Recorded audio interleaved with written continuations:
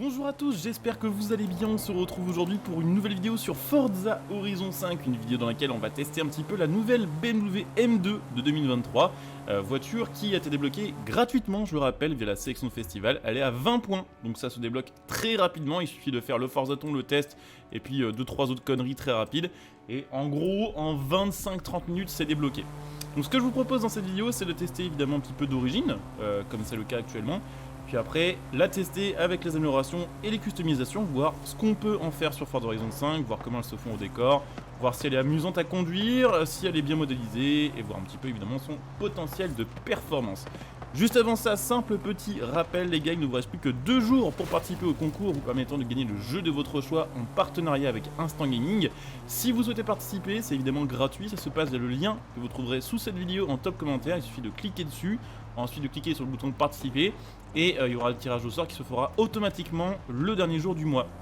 Si vous êtes le gagnant, vous pourrez choisir n'importe quel jeu présent sur Instant Gaming, y compris des précommandes, je crois, comme Forza Motorsport, qui sort, je le rappelle, dans quelques jours en édition premium. Donc n'hésitez pas à participer, ça soutient la chaîne, et puis ça fera un heureux parmi vous. Voilà, donc petite BMW M2 de 2023, je crois que le code constructeur de base de la série 2, ça doit être la G42, et je crois qu'en version M comme ça doit être G87, si je dis pas de bêtises. Si je dis une connerie, vous pourrez évidemment me corriger en commentaire. Voiture qui fait un petit peu, comment dire, qui divise un petit peu les BMistes. Certains la trouvent très très cool, certains la trouvent un petit peu ratée au niveau de l'esthétique. Honnêtement, je pense que c'est simplement qu'il faut un petit peu de temps pour s'habituer au nouveau style BMW. Comme ça a pu être le cas aux alentours du début des années 2000 avec la transition par exemple de la E39 à l'E60. Voilà, faut un petit peu de temps, je pense honnêtement qu'elle est pas laide. Il y a des petites choses un peu bizarres qui personnellement me déplaisent un peu sur cette voiture, notamment la taille de la calandre à l'avant et le fait qu'elle soit aussi, on va dire, rectangulaire, aussi carrée, aussi anguleuse. L'arrière je trouve sympa, la silhouette, c'est du classique pour une série 2. Il y a vraiment juste ce rapport de taille entre les feux je trouve et la calandre. Et puis surtout ce qui fait bizarre, et ça c'est peut-être on va dire la signature visuelle de la voiture, c'est le fait que les feux avant, on a perdu les deux, les deux optiques ronds qui étaient à l'intérieur du coup de la bulle des phares. Maintenant c'est une espèce de bande LED et je sais pas si ça fait longtemps qu'ils ont fait ça chez BMW, mais j'avoue que pour moi ça faisait vraiment partie du truc, vraiment genre la signature BMW. Mais bon, c'est comme ça, on verra avec le temps ce que les gens vont en penser. En tout cas c'est une petite bombe cette voiture là, bon elle est pas légère, ça fait quand même 1700 kg. On peut se demander où sont les 1700 kg vu le gabarit de la voiture, c'est une petite caisse. Et ouais, 1 tonne 7, ça fait le poids d'une berline d'il y a 10 ans quoi.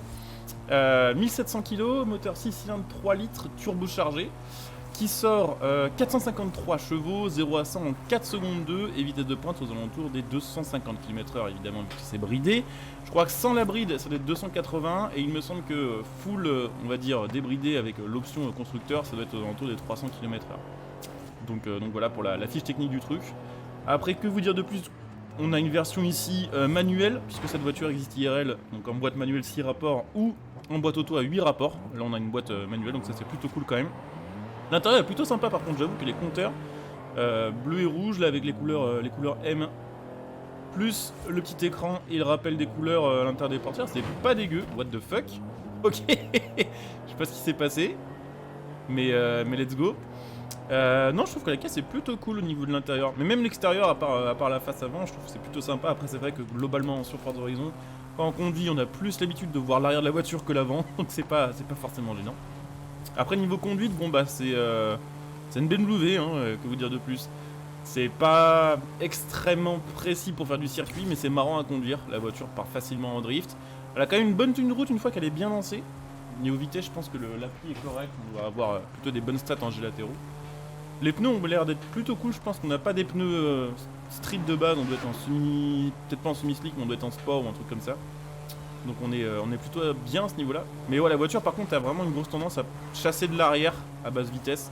Donc c'est potentiellement, je pense, une bonne base drift à voir avec les améliorations et avec les réglages, mais plutôt cool.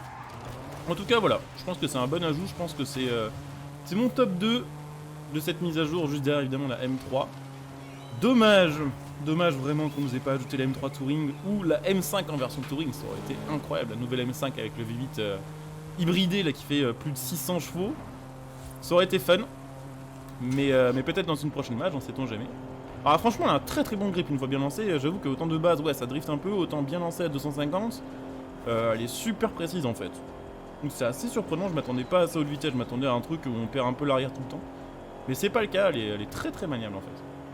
Vous voyez là, on arrive à prendre quand même quelques bonnes courbes à 250 plus. Donc ça a l'air de bien faire le taf en fait.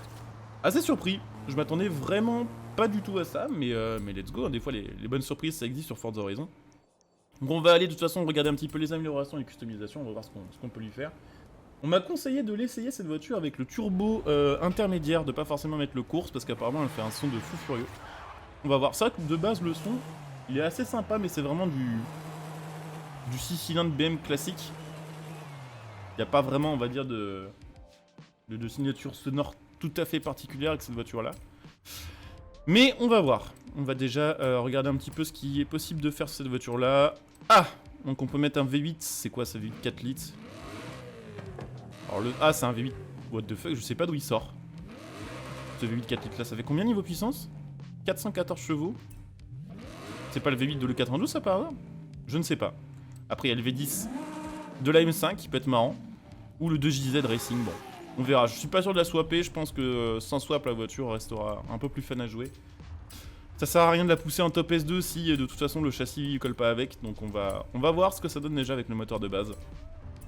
On va améliorer, ça va peut-être sortir pas loin des 800 chevaux quand même, hein, c'est possible vu la cylindrée et vu les améliorations. Alors pour l'instant on n'a pas encore amélioré le turbo, hein, que je me gourre pas, on va essayer un peu les différents sons. Hop, 700 chevaux, je pense que ça va sortir 800 à l'aise. Ah c'est marrant, ça fait un petit sifflement de son turbo qu'on n'a pas forcément sur les autres voitures du jeu, ça fait on dirait un turbo à la Need for Speed Underground, là, ça fait un bruit de dauphin. Ouais. C'est vrai qu'en soi, le turbo sport fait un son un peu marrant. C'est vrai que ça, oui, on m'a dit, tu vois, ça fait un bruit de katana, mais je comprends ce que vous voulez dire par là, c'est que ça fait un son de comment dire ça, ça fait un son ouais, de katana qui passe, qui coupe l'air. Après c'est vrai que bon, par contre il y a une différence quand même de 80 chevaux entre la version sport et la version course. Donc bon, on va pas trop se faire chier, on va mettre la version course. Qu'est-ce qu'on a encore amélioré? Il y a un petit bug d'ailleurs au niveau de l'interface de la voiture, parce que ça marque la cylindrée, on est à 0 alors que clairement on doit être à plus de 3000. Mais assez bizarre, pourquoi ça a fait ça d'ailleurs, cylindrée? Ok, c'est l'amélioration de la cylindrée qui est buggée, mais bon ok. Tant pis. Bon, 900 chevaux, 900 chevaux, ce qui se tient, hein. Il y a des prépas sur des voitures comme ça, bon, avec des pièces ultra vénères aux alentours des 800-900 chevaux, donc c'est pas impossible. Bon, je regarde un peu les stats. Ah, tenue de route, elle a pas d'aussi bonne stats que ça, pourtant c'est marrant. Elle tenait vraiment bien la route à haute vitesse. Ok. Rabaisser déjà, ça lui donne un peu plus de gueule, je trouve que ça la rend un peu moins disproportionnée. Enfin, c'est pas disproportionné, mais je sais pas, ça corrige le truc. En tout cas, moi j'aime bien. Je préfère comme ça, après on va voir avec d'autres jantes, avec les largeurs de voie élargies, il y a moyen que ça fasse un truc vraiment cool au final. Tac, on est en quoi niveau indice performance? Là on est en 855. Ah, il n'y a pas de kit carrosserie par contre, c'est dommage qu'on n'ait pas de custom sur celle-ci, qu'on n'ait pas les autres custom M compétition ou ce que vous voulez. Oh, c'est dommage. C'est dommage, après c'est pas le pire rendu de véhicule qu'on a avec le kit Forza, mais ouais, bof. On va la mettre comme ça quand même quoi. Hein. Alors voyons voir du coup, avec des gommes, on est en quoi de base? Ah non, gomme sport, ok, ça se sentait un peu au niveau du pilotage. Let's go en gomme slick. Oh, on va passer pile poil en top P100. Ça va dépendre des améliorations qu'on met après. Hop, si je fais ça, j'élargis un petit peu les voies. Putain, on gagne l'indice performance, on n'en perd pas, fuck. Va falloir trouver une petite combine pour redescendre de 4 points. Qu'est-ce qu'on peut faire? On peut peut-être baisser la largeur des pneus à l'avant. Ça nous met en S de 900 pile poil. Avec tenue de route à 6,6. Qui est la stat la plus basse, c'est la stat la plus haute, c'est le freinage à 8,7. En vrai, ça doit être un bon truc à conduire comme ça. Et bah écoutez, on va se la mettre comme ça en top S1. Je vais regarder un petit peu aussi, je vais vous montrer les coloris disponibles sur cette voiture-là, s'il y a plusieurs coloris BMW. Et puis après, je pense qu'on va se lancer une petite épreuve, histoire de voir un petit peu ce que ça donne côté performance. Je donne un petit peu les réglages aussi. Hop, histoire d'optimiser vite fait la VMAX. Est-ce qu'on peut encore la rabaisser? On peut encore la rabaisser d'un centimètre et demi. Ok. Ça va commencer de très bas quand même. Mais ok, let's go. On va mettre ça comme ça. Et je vous disais, on va regarder les peintures de cette voiture-là. On a quand même quelques choix. BMW en rouge, ça rendra jamais très bien, je trouve, à part le 92 éventuellement. En version M. Ok, on a les peintures type irisé aussi. Ouais, bah, je sais pas en vrai, hein, je sais pas, je trouve que la peinture bleue au final lui elle est très bien. Je sais pas pourquoi cette voiture là en bleu rend vraiment particulièrement bien. En blanc c'est sympa aussi. C'est marrant parce qu'en fait, quand je la vois comme ça, cette voiture là, quand je la vois un peu en vue de 3/4, les feux sur le côté, ça me fait penser vite fait à ce qui avait été fait à l'époque justement de la série 5 E60, d'avoir des feux un peu plus agressifs qui vont sur le côté de la voiture. Et c'est quelque chose que j'aime bien. Sur le côté, j'aime bien, mais de face, c'est un peu chelou. Mais c'est marrant, je viens de capter ça. C'est vrai que cette caisse-là, au final, elle a un peu... Ouais, c'est une E60 miniature. Enfin, bon, j'abuse un peu, vous voyez ce que je veux dire. Ouais, on va la laisser comme ça. Est-ce que les jantes, on a du multizone? Yes, on en a. C'est quoi la type de peinture numéro 2? Ah, d'accord, ok, bon. Ok, bon, vous savez quoi, moi je vais laisser les jantes full noir. Et on va se tester ça comme ça, en épreuve. On va se lancer une petite course. Bah écoutez, c'est parti. Avec notre petite M2. Oula, ça burn un peu, forcément 900 chevaux en propu. On va voir un peu ce que ça donne. C'est pas dit que ça se passe si mal que ça. Hein. Là, je pense que juste le départ, bon, c'est un peu compliqué face à des caisses qui font à peu près la même puissance, mais en AWD.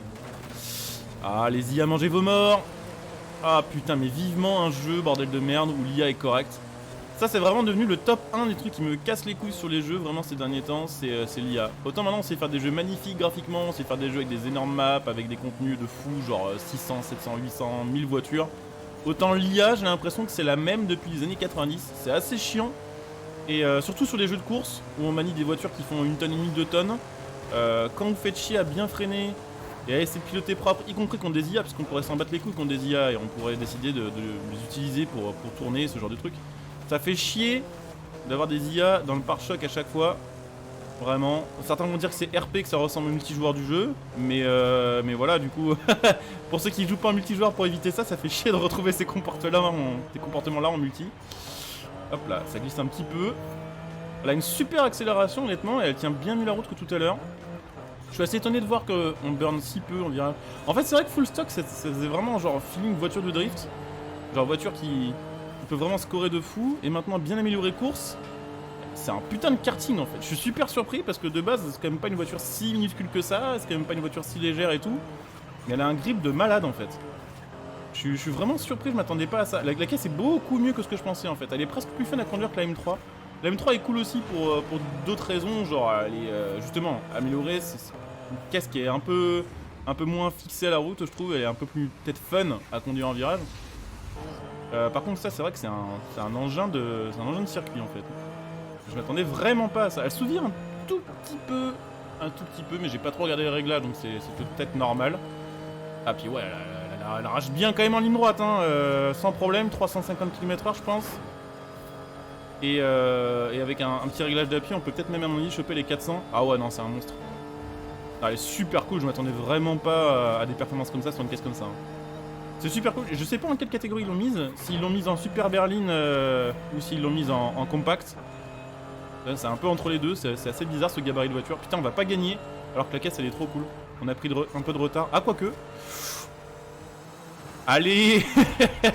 Ah, ça, j'essaie de jouer à pas grand chose. Franchement, je kiffe la conduire. Donc, clairement, je ne peux que vous recommander de débloquer cette voiture là, qui est au final une bonne surprise. Ouais, même si vous n'êtes pas trop fan d'allemande, la caisse peut quand même être cool sur certains points.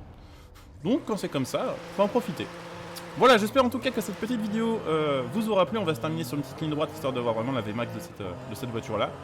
J'espère que la vidéo vous aura plu. Si c'est le cas, comme d'hab, pensez à liker, à vous abonner, à venir me follow sur Twitch, sachant que la semaine prochaine, on commence le let's play sur Forza Motorsport un petit peu en avance par rapport à sa date de sortie officielle. Donc si vous avez envie de poser vos questions sur le jeu, de voir un petit peu à quoi il ressemble Day 1, enfin même Day-1, n'hésitez pas à venir follow, à utiliser votre Prime pour soutenir la chaîne. Sachez que vous pouvez utiliser le même lien que celui du concours Instant Gaming pour vous rendre sur Instant Gaming et acheter vos jeux à prix réduit en soutenant la chaîne. Donc n'hésitez pas à jeter un petit coup d'œil. Et puis bah écoutez, on va s'arrêter là dans quelques instants. Je regarde vraiment juste la vitesse vraiment qu'on peut atteindre avec cette caisse là.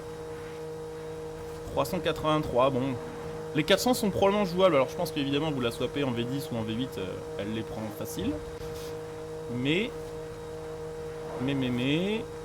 Est-ce que, avec la redescente, on choperait pas un petit 3,90 quand même? Oh, il y a peut-être moyen quand même.